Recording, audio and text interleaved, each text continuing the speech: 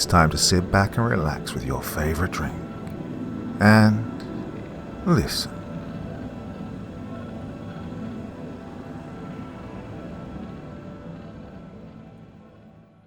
The 5 Rules of the Vatican Exorcist by Augustus Cordova. Part 1. My phone rang at around 3 a.m. I didn't need to check the screen. I already knew it was the Cardinal. Father Mitchell here, I answered, my voice cracked and groggy. We need you in Genoa tonight.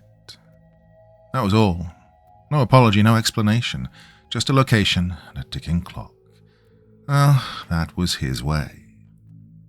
I packed fast. 3 days' worth of clothes, my Bible, and a black folder slim as a blade. It held 5 rules, the 5 rules. Not many, but each one was bought with blood. Not ink, blood. Every rule had a body behind it. The Vatican's jet was waiting at a private strip just outside of Rome. The pilot gave a cursory nod as I stepped aboard. He didn't say a word. Smart man. 4 hours later, I was standing in front of a nondescript apartment building in a quiet Genoese neighborhood. Too quiet. A local priest waited near the door, his face pale as wax, fingers twitching at the beads of his rosary. Father Mitchell, he muttered, thank you for coming. Talk. The Romano family, their daughter Julia, 10 years old, started talking to someone no one else could see, and then, incidents. Things are moving, marks on the walls. Well, the parents left it all off until yesterday. What happened? Well, the mother walked in. Julia was floating. I nodded once. Anyone else been inside? The family doctor. He called it psychiatric. Gave her meds. She take them? No, the mother refused. Good. I walked toward the stairs. Right, stay here. Rule 1. First contact is yours alone. Bring no one.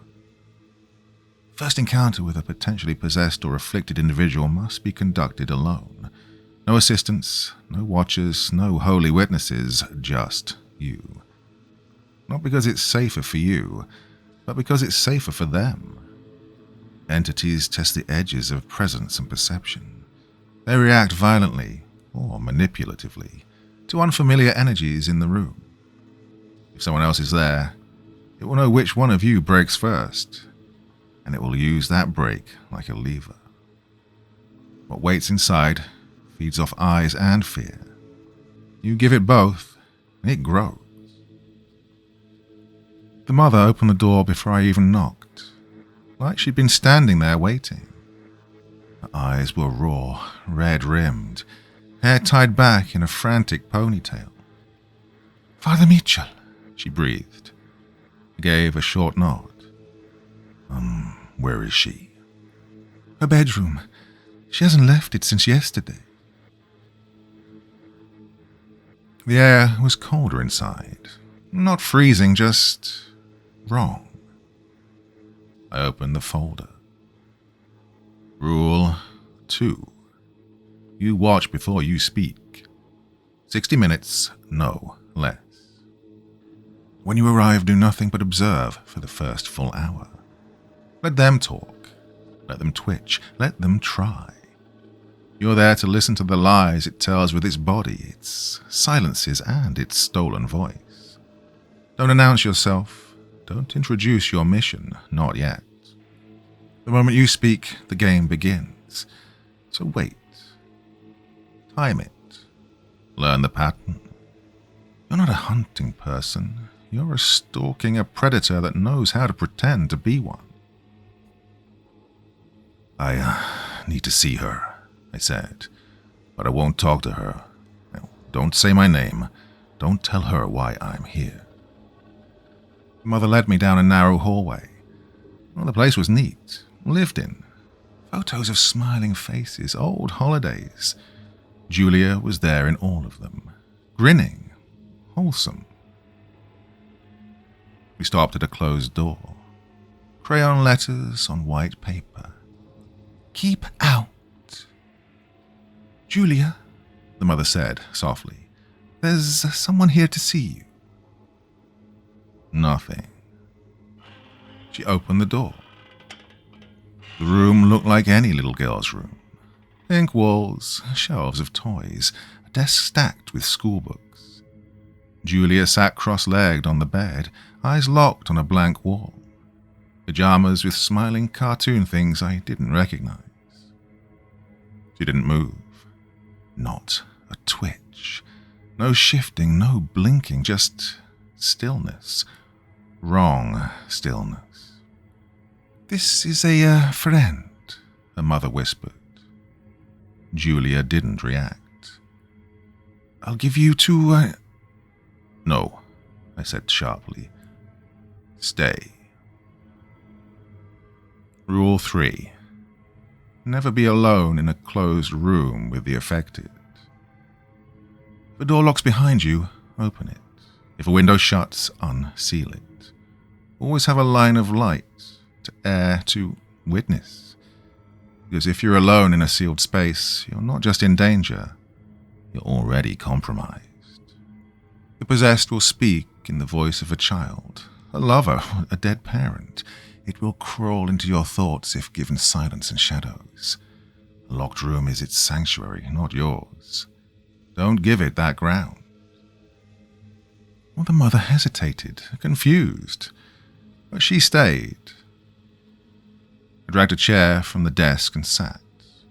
Not close, just far enough. I didn't speak. I watched. That was the rule. 53 minutes passed. Nothing. Then Julia spoke, still staring at the wall. "He says you're breaking the rules." The mother gasped. "Who says that, sweetie?"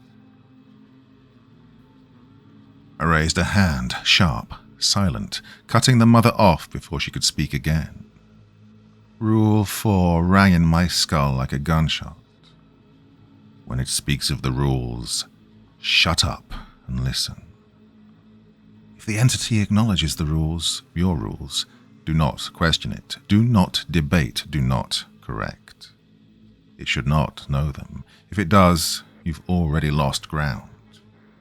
Arguing only draws you into its rhythm, its logic. Once you start speaking its language, the game is no longer yours.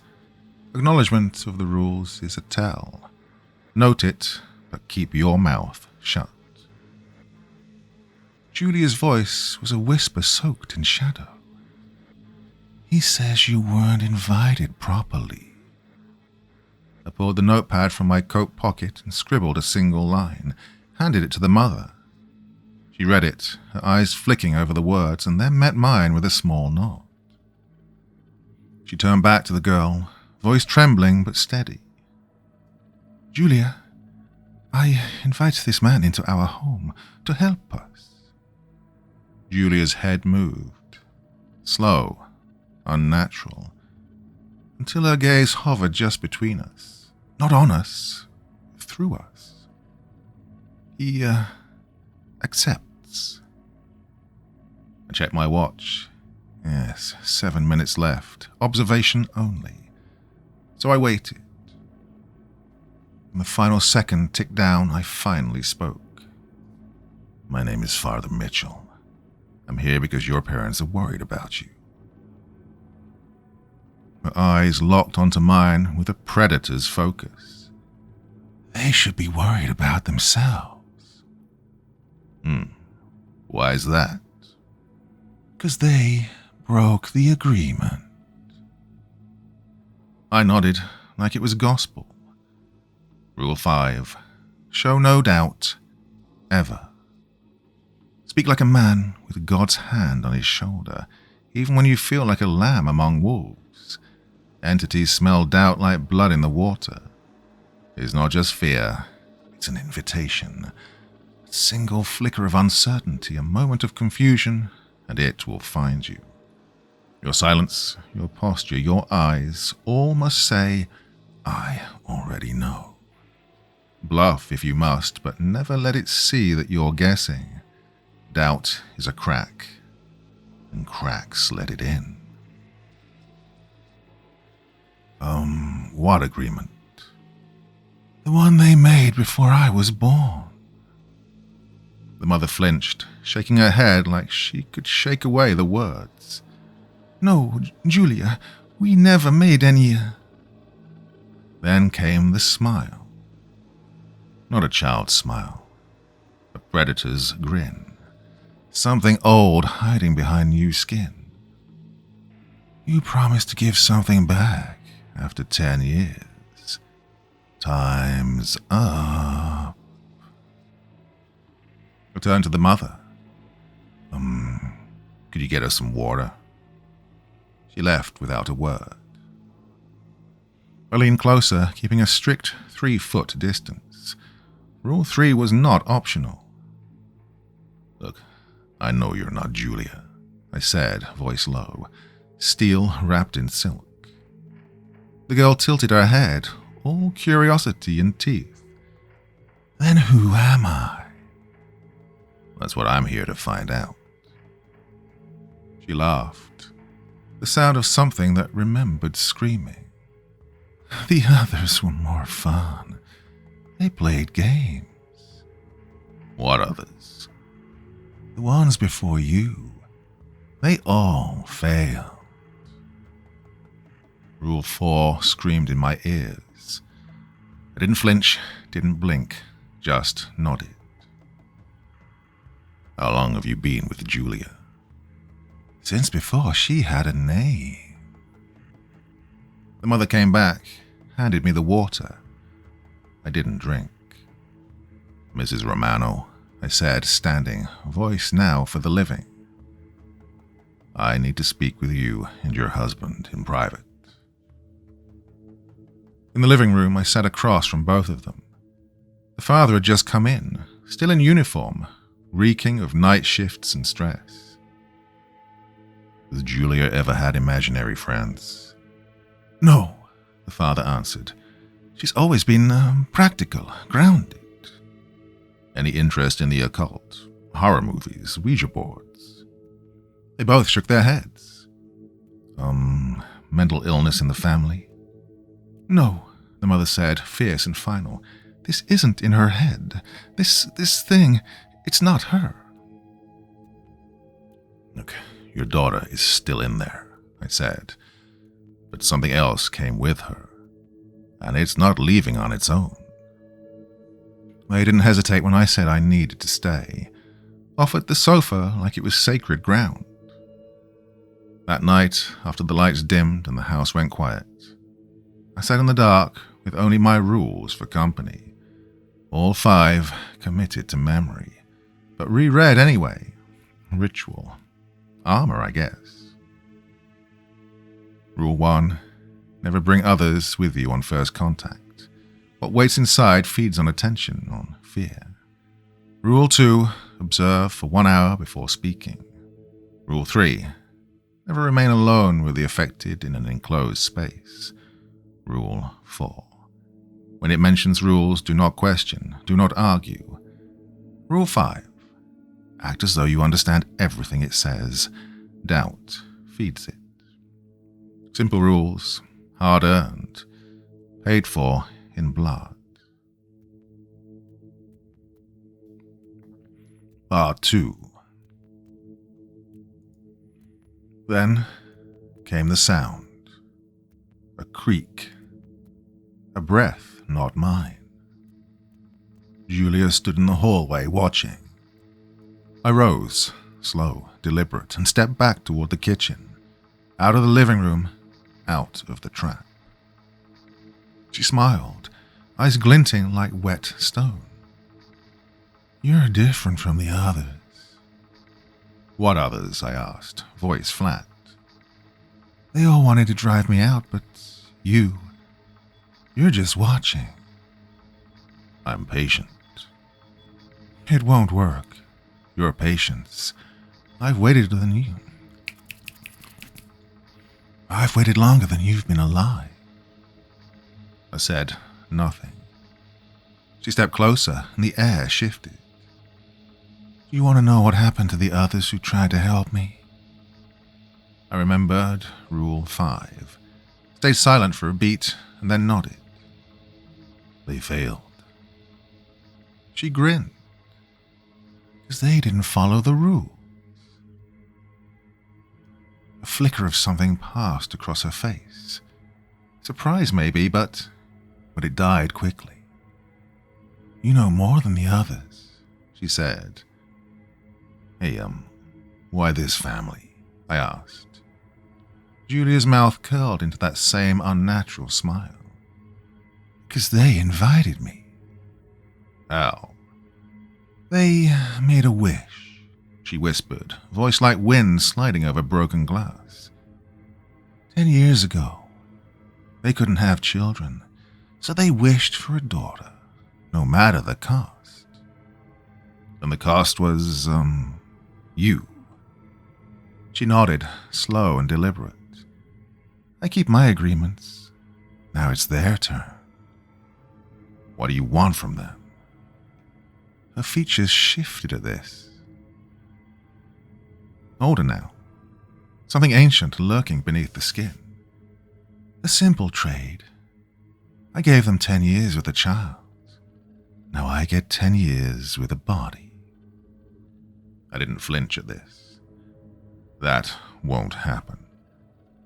Julia laughed, cold and sharp. It already is.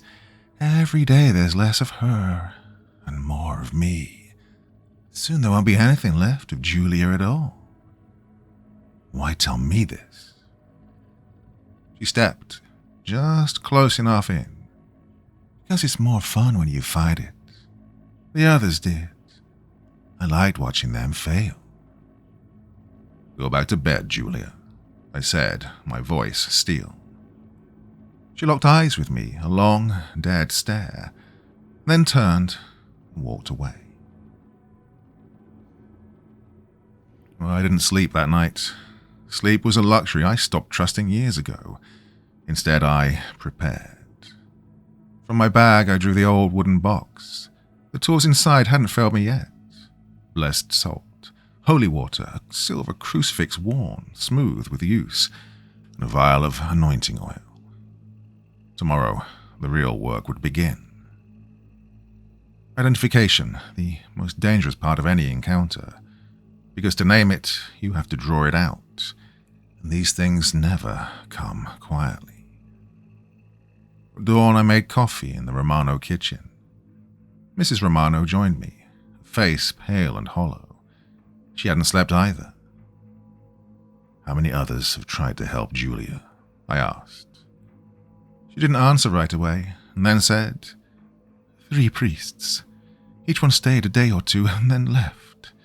The last one wouldn't even talk about what happened. And after they left, she got worse, more distant, cold. I nodded. I'd seen this pattern before. Well, today will be difficult, I warned. I need to provoke it, to find out what we're really dealing with. Will it hurt her? No. Julia won't feel anything. But what you see might, disturb you.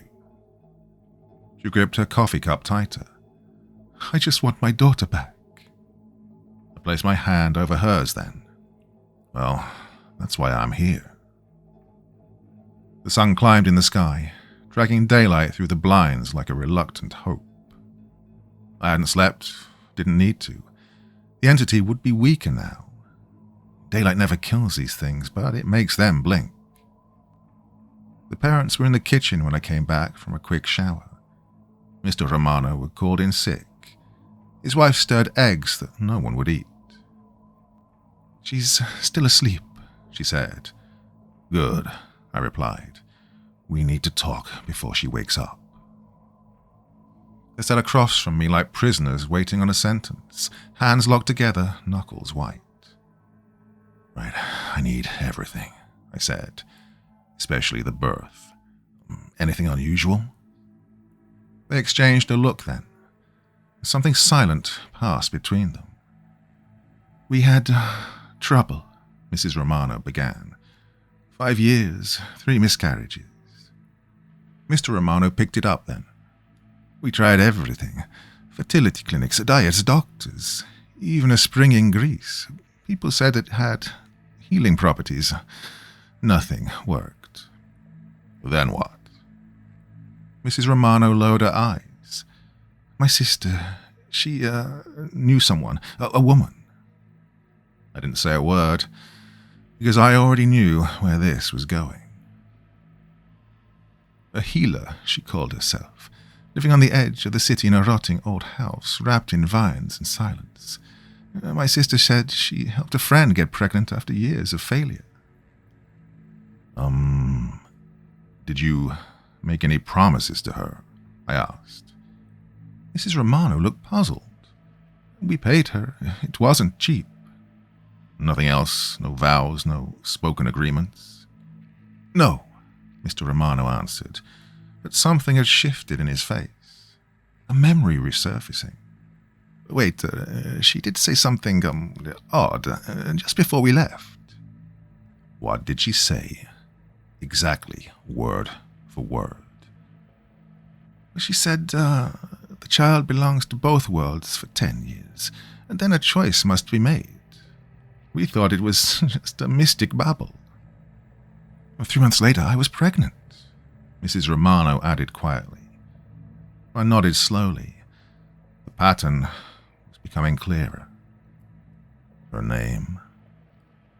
Maria, Mr. Romano said.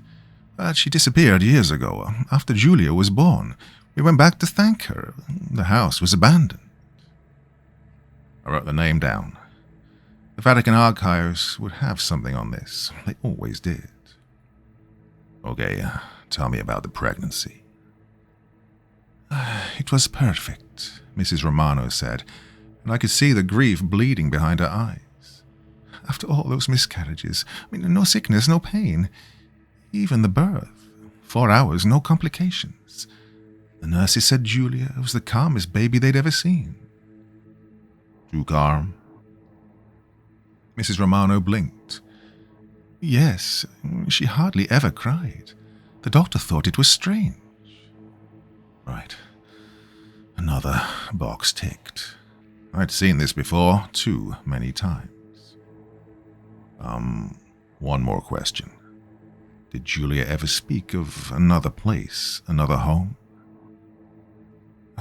They exchanged that look again, the one that screamed guilt wrapped in confusion.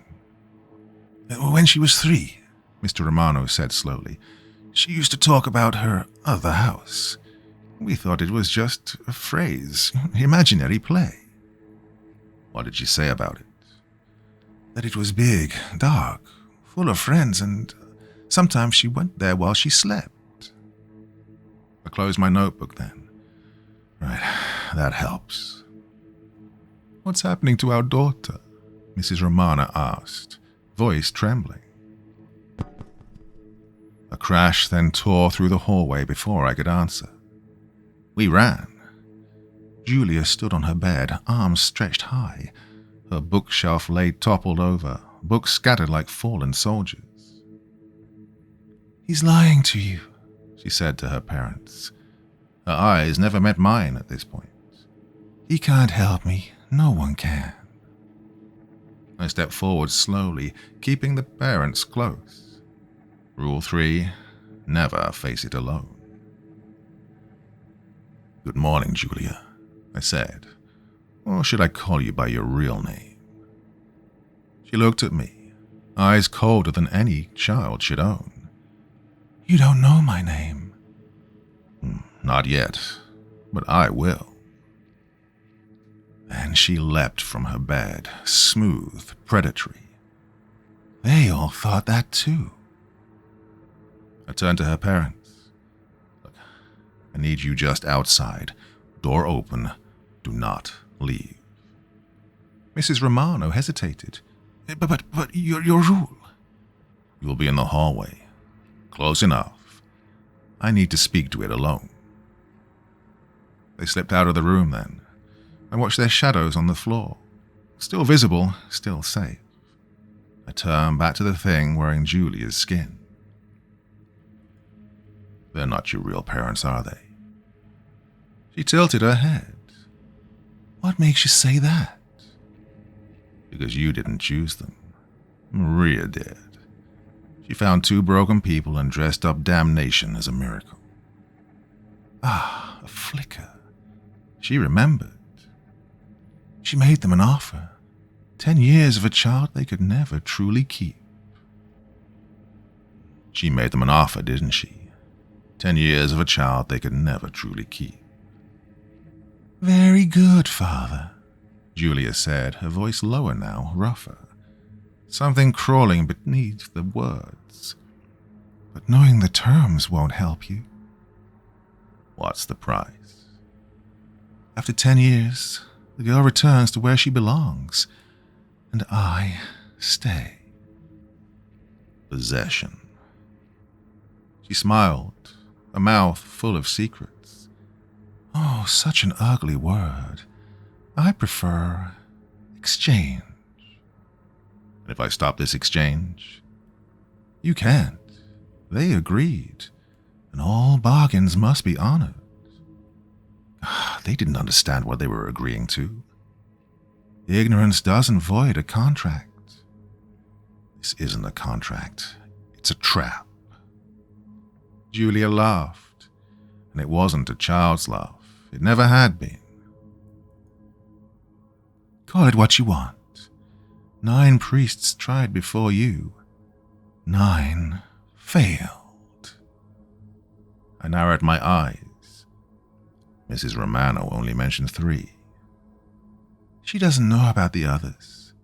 They came before, while Julia still wore the mask of a girl. Maria sent them to, check on her investment. Her smile stretched at this point, cruel and knowing. None of them followed your precious rules, she said. I kept my voice steady. I had to confirm what I was dealing with here. Each kind had its own weakness. Are you a demon? I asked. Julia laughed. It was sharp and mocking. So human. You need your neat little boxes. Answer the question. No, she said, tilting her head. Not by your definition. Well, a spirit, a ghost. Closer, she said, her tone turning cold, but still wrong. I reached into my coat, pulled out a silver cross. Julia stared at it, unimpressed. That won't work on me. We'll see. I held it out. Nothing, no hiss, no recoil. That ruled out several types at least. I switched tactics and unscrewed the cap of a vial. And this? She smirked. Holy water. Splash me, it'll just make the bed wet. I capped it again. She wasn't a ghost, not a demon, not a spirit. No. Something older. You make deals, I said. Exchanges. You give people what they want for a price.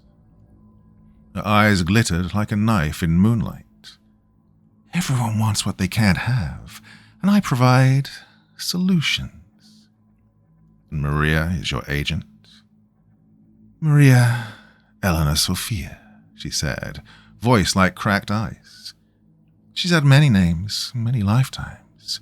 She finds the broken ones, the desperate, the damned. And you take children as payment.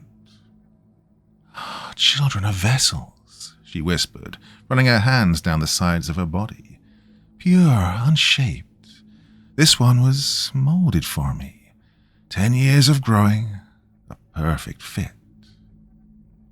Now the final piece clicked into place. you're a changeling.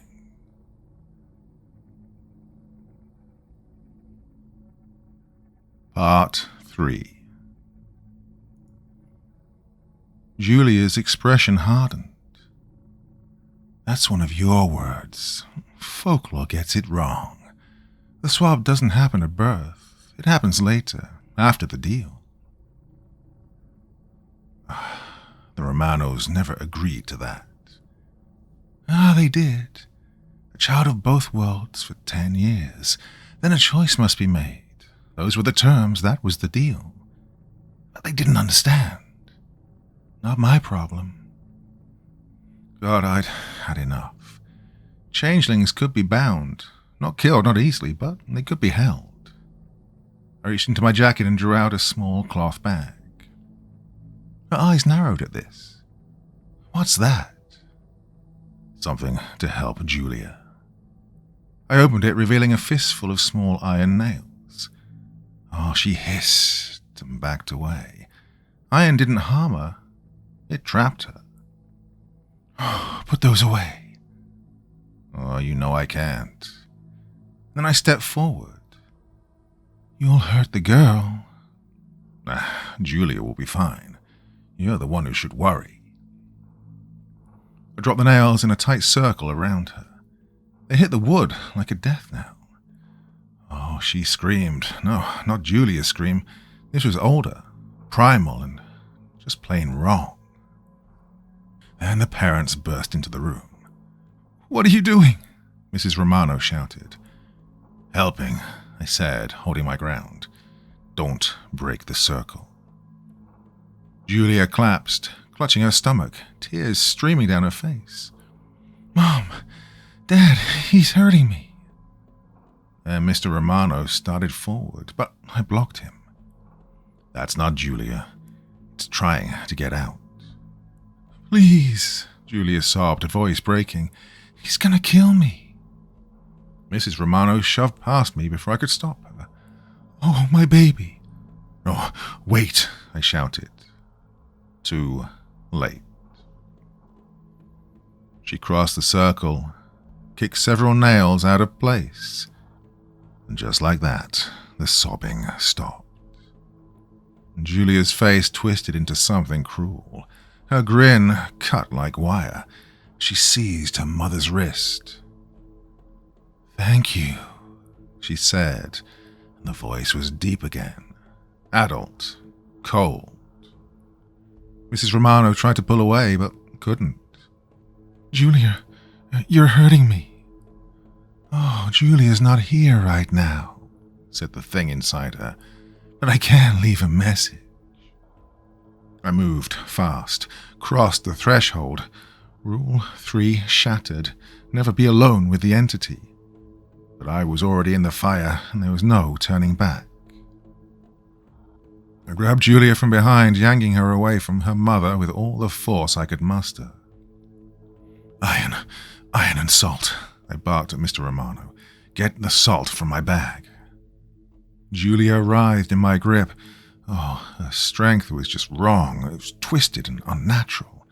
Her fingernails ripped into my arms, carving bloody trenches into my flesh. Mr. Romano came running, container in hand. What do I do? A circle around us. Now. As he poured, I held her, barely. Her body jerked and bucked, all pretense gone. She wasn't pretending to be a child anymore. You broke your own rules, priest, she hissed in my ear, her breath like ice. Now you'll bleed.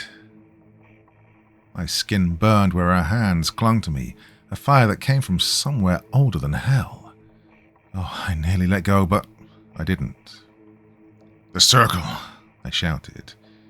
He completed it, a thin white line snapping shut with a finality I felt in my bones.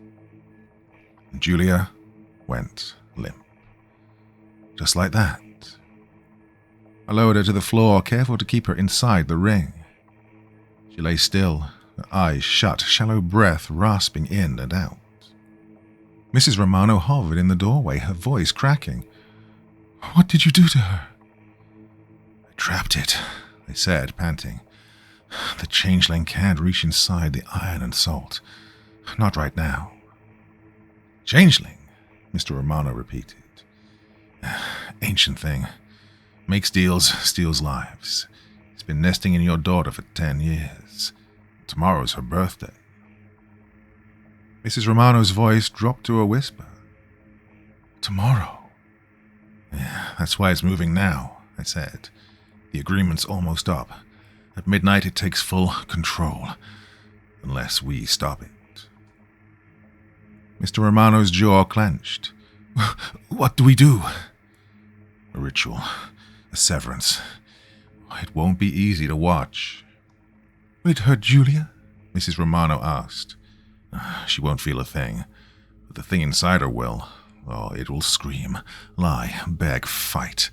It will wear her skin like armor and use her voice like a knife. How long will it take? Check my watch. The ritual starts at midnight. Until then, we hold the line. But what if she wakes up? Mr. Romano asked. She won't get far. That barrier binds her, but it won't last forever. I looked down at her, at it. Julia looked like a child asleep after a long day, but I knew better. That thing was in there, coiled like a viper, waiting. I need to prepare, I told them. One of you stays with her here at all times. If she moves, speaks, cries, do not break the circle, no matter what. They nodded, too stunned to argue. I stepped into the other room and reached into my bag. The book wasn't the Bible. The church kept this particular one locked away, buried behind stone and silence. Pages older than some nations, bound in leather dark as dried blood.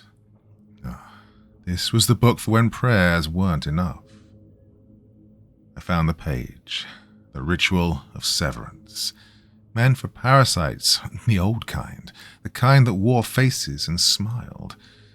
It needed 4 things: iron salt, silver, and blood, freely given. Well, I had the first 3. The last would have to come from them. When I returned, Mr. Romano was sitting by the circle, eyes locked on his daughter's motionless form. Has she moved? He shook his head. Is she still in there? How real, Julia? Yes, I said, but not for long. That's why we fight tonight. Mrs. Romano came in carrying a tray of coffee, her hands trembling. You look like you need this. I took a cup, grateful. The warmth burned my hands, but I welcomed the pain. It meant I was still alive. Right, we have work to do, I said. They looked at me, frightened, pale, but ready. Tell us, Mr. Romano said. What do you need? I told them everything. How we'd have to reinforce the circle, how their blood would seal the ritual. Not taken, but given voluntarily. Oh, and the clock was ticking. Midnight was coming and hell was knocking. Will this kill the changeling? Mrs. Romano asked. No, I said. Things like this don't die here. But I can send it back to wherever it clawed its way out from. The hours dragged. Julia lay still, unmoving, a loaded weapon with a sleeping trigger. I spent the time reinforcing the apartment. Protective glyphs over every window and every door. Symbols meant to ward off nightmares made flesh. The sun bled out over the skyline. Just before night swallowed the city whole, Julia stirred. Her eyes opened, and they weren't hers anymore. There was nothing childlike left in them. They were cold, calculated, and ancient. Nice trick with the salt, she said, voice low but controlled. She sat up inside the circle, legs crossed like a meditating predator. But it won't hold. I stepped close to the edge of the circle, the line between the world and whatever stared back at me from Julia's face. It only needs to hold till midnight. She chuckled, dry and hollow. You really believe your little ritual's gonna work? Stronger priests than you have tried. Maybe they didn't have the right tools, I said. And you do? She sneered. You don't even know what I am. You're a changeling, one of the ancient deal-makers. Close, she smiled. It didn't belong on a child's face, that smile. But not close enough. I narrowed my eyes. Oh, then what? She leaned forward, eyes glinting with something cruel. I'm what comes before the bargain. I'm what waits in the hollow between longing and regret. Not a changeling. I just wore one's skin. Damn, the chill in my blood went deeper. Oh, you're a wish-eater. Her grin split wider. Very good, Father. Now you're getting warm. Oh, God, wish-eaters. The kind of monster they buried in sealed vaults beneath the Vatican. They didn't just make deals, they feasted on them. Ancient parasites feeding on desire, taking root in those who ask for too much. No exorcism would touch something like this. No, I needed something older, something darker. I'd have to break the rules. The last of the light vanished from the sky. Shadows filled every crack. The hours slipped through my fingers like blood. She watched me from the circle, calm, patient. Yeah, she knew she had time. You're thinking about it, she said. I can see it. The others did too, but they were cowards. The rules protect you, but they also cage you. Why are you telling me this? Julia's shoulders lifted in a shrug that didn't belong to her. Because I'm bored. It's more fun this way. I've played this game longer than you've been alive. Oh, most of you bore me, but you're interesting. Mr. Romano entered, holding a glass of water. He placed it by the edge of the salt line. In case she's thirsty. She doesn't need water, I said quietly. That's not your daughter in there. Oh, he looked down at her, and she looked up, eyes wide and shimmering with tears. Daddy, I'm scared, she whimpered. Please don't let him hurt me. Well, Mr. Romano faltered. His hand twitched, and his knees buckled. Julia.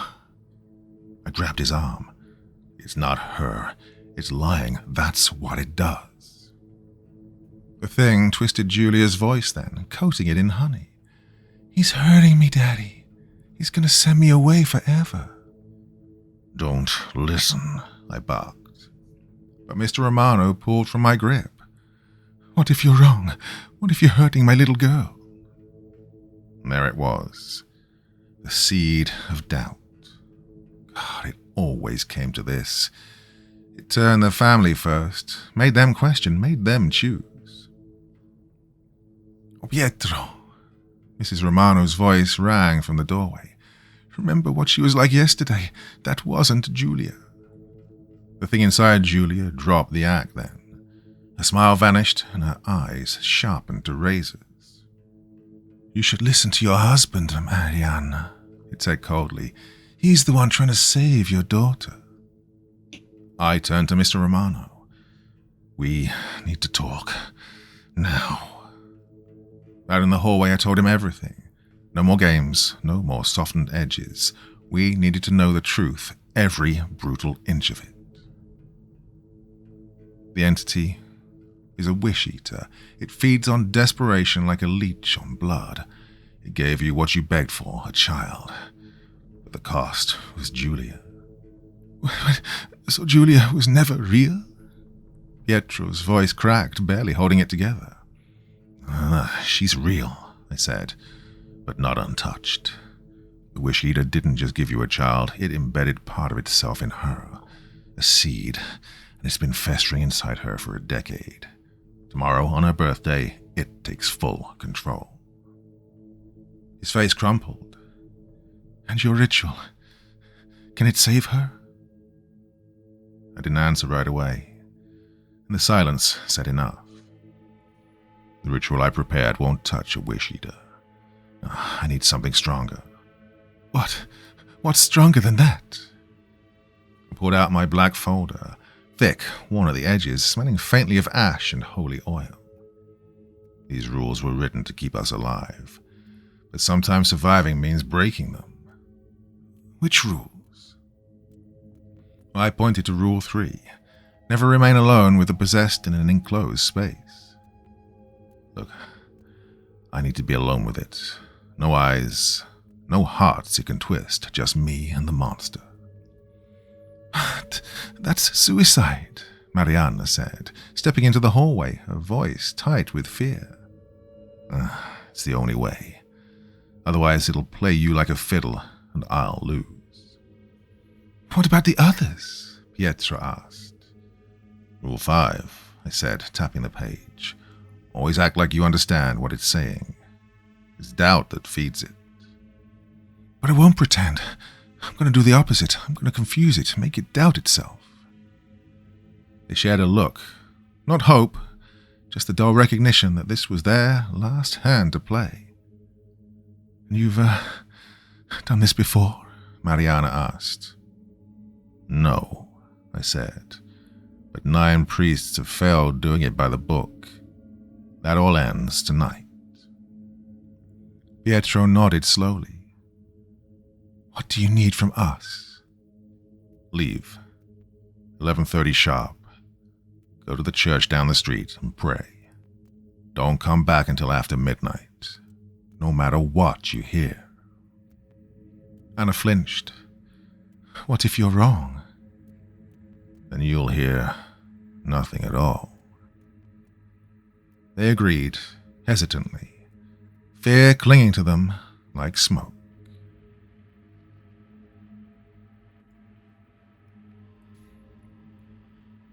Part 4. 11:15 p.m.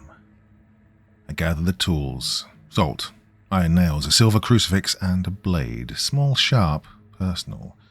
Blood would be needed.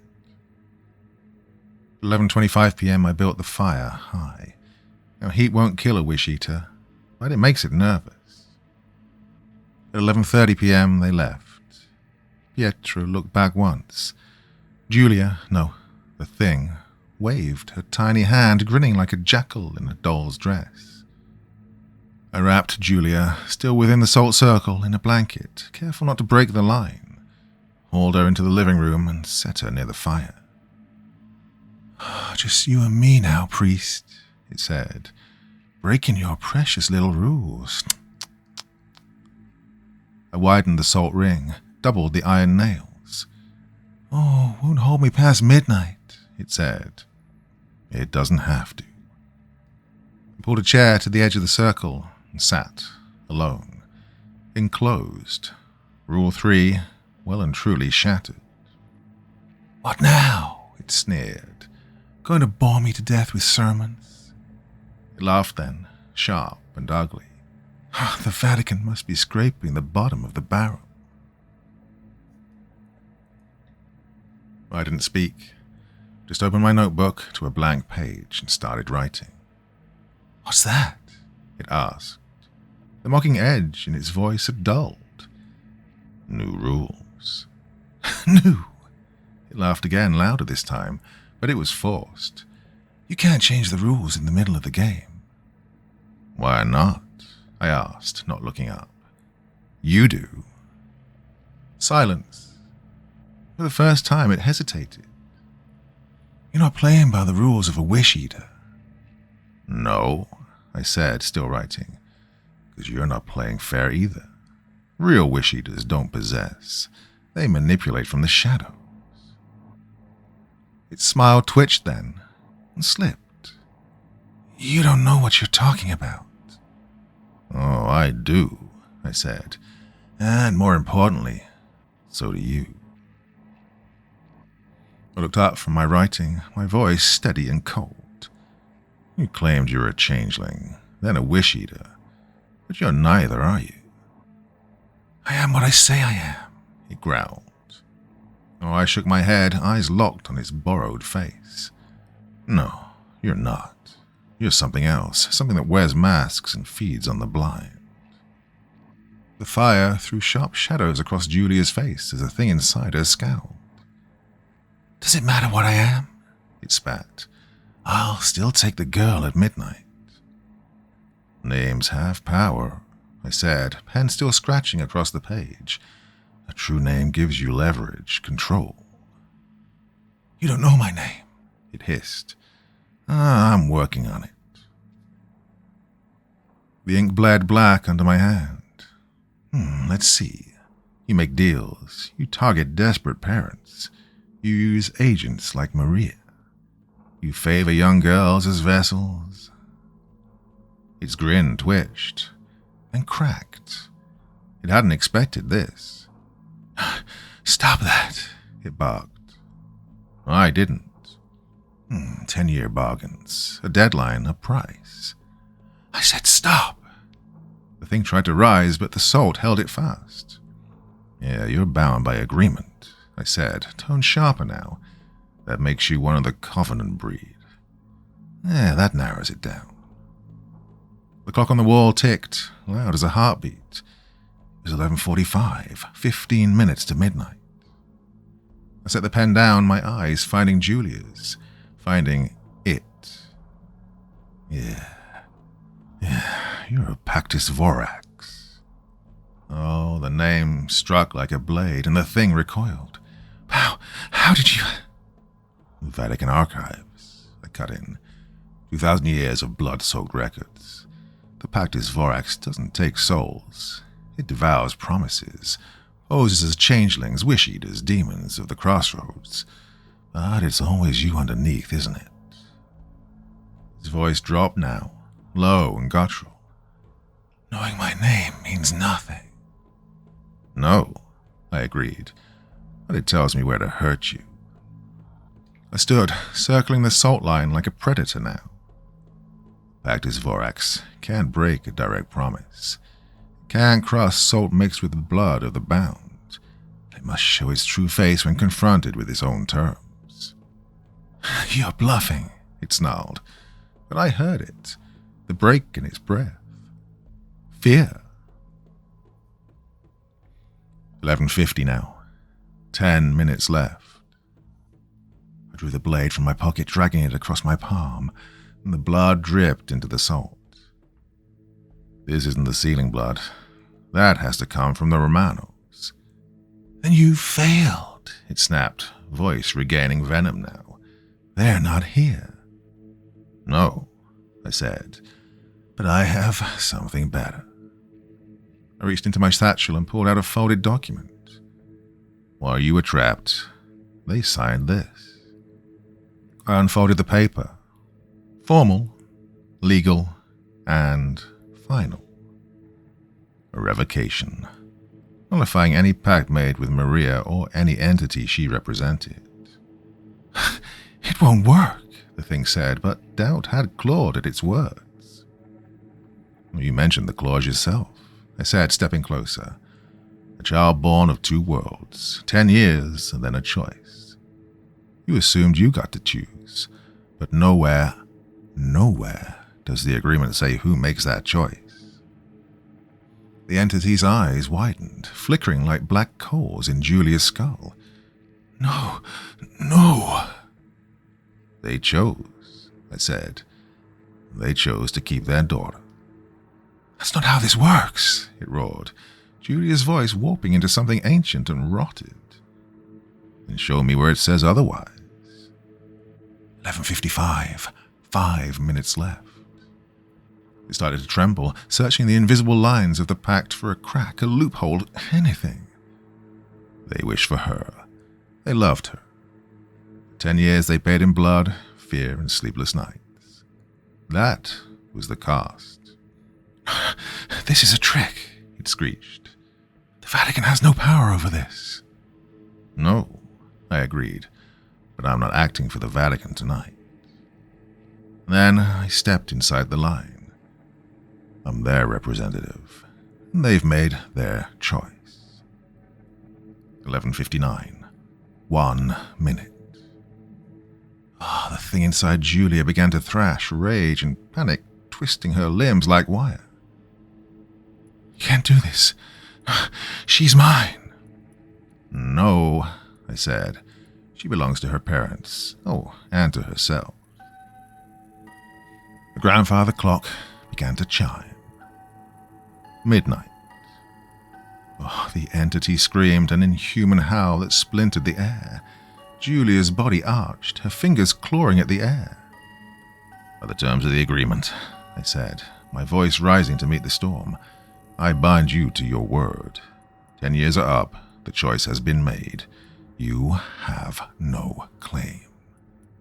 It shrieked, and Julia rose off the ground, suspended like a puppet on a frayed string.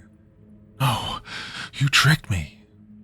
I outsmarted you," I said, "just like you've outsmarted desperate souls for centuries." The 12th chime echoed through the apartment, and then there was silence. The fire crackled low, casting warped shadows on the walls, and then Julia spoke. It wasn't her voice. No, it came from somewhere deep and distant, like the last breath of a buried god. "This isn't over, priest," the thing said through her mouth. "There'll be others after me. The desperate always make deals they don't understand." "There'll always be people like me to stop you," I growled. Her body seized, a violent spasm that twisted her limbs like broken twigs, and then she dropped to the floor, lifeless as a puppet with its strings cut. The salt scattered, the circle undone. I moved fast, dropping to one knee, checking her pulse. It was faint, but there. Shallow breath, but steady. Right on cue, the door slammed open and the Romanos stormed in, breathless and wide-eyed. "Julia!" her mother cried, falling to her knees beside the girl. Julia's eyelids fluttered, and her eyes, when they opened, were just a child's again. Human and free. "Mom, Dad, what happened?" They pulled her into their arms, sobbing like the world had been returned to them. I stepped back, silent, watching. Let them have this moment. The rules were meant to keep us safe. I'd broken most of them tonight. That's why we'd won. Not with holy water or Latin chants, with the entity's own chains twisted back around its throat. An hour later, Julia was asleep, truly asleep, for the first time in weeks. I sat in the kitchen, the Romanos across from me, eyes hollow but hopeful. "Is it really gone?" the mother asked. "Yes," I said. "The Pactis Vorax can't come back unless someone invites it in." "And Julia?" "She's herself again. Whatever pieces of it were left in her, they're gone." Mr. Romano leaned in. "You broke the rules. Will the church punish you?" I gave him a tired smile. "Look, the rules have their place, but sometimes you don't win by following them. You win by rewriting them mid-game." Mrs. Romano reached across the table and gripped my hand. "Thank you. For our daughter." I just nodded. There was nothing left for me to say in words. The next morning I was packing up when Julia found me by the door. She looked like any other kid now. The ancient thing behind her eyes was gone. "You're the one who helped me," she said. Not a question. "Yes." "I don't remember much. Just you fighting it." I knelt down to meet her gaze. "Hey, you fought it too. You'll hold on long enough for us to find you." She nodded, solemnly. "Are there more of them? Things like that?" "There are," I said, "but they can't hurt you unless they're invited in. There are people like me who stop them." "Good," she said, then gave me a quick hug before running back inside. Outside, under the grey morning sky, I called the cardinal. He listened without interruption, then said, You broke the rules. I did. They exist for a reason. To guide us, I said. But sometimes they become cages. There was a long pause. Write new ones. What? Write new rules based on what you learned, so the next one doesn't walk in blind. I thought of the Pactus Vorax, of how it had used our dogma like a shield, betting we'd never step outside the lines. I'll write them tonight, I said. As I climbed into the waiting car, I opened my black folder and stared at the 5 sacred rules I'd shattered to save that girl. And beneath them, I wrote a 6th. Sometimes to kill the monster, you have to break the cage meant to keep it out.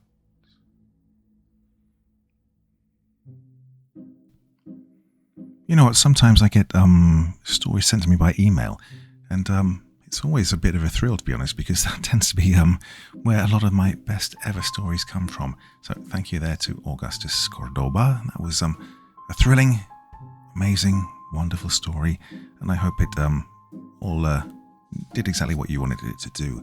So yeah, that was a great one, and I really was glad to read it. To all of you, thoughts, feelings, anything else you want to say in the comment section below the video, because that is a subject I've touched on before, not quite as satisfactorily as was the case tonight. So yeah, really enjoyed that one. Hope you did too.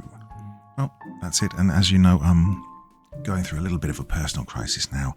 So the endings of the videos over the next week or so will be a little bit different. I've done recorded quite a lot in advance. So yeah. However happy I might sound, probably isn't how I am actually. And I love you for all the support you've been giving me over the last couple of days, well, last few weeks, to be honest. So thank you again. Anyway, waffling on here. Thanks a lot. Thanks for being here and, dealing with all this stuff I talk about at the end of the videos. Much appreciated, all of your support. Till the next time, which will be very soon. Love you all. Thank you so much. And you all sleep well, yeah?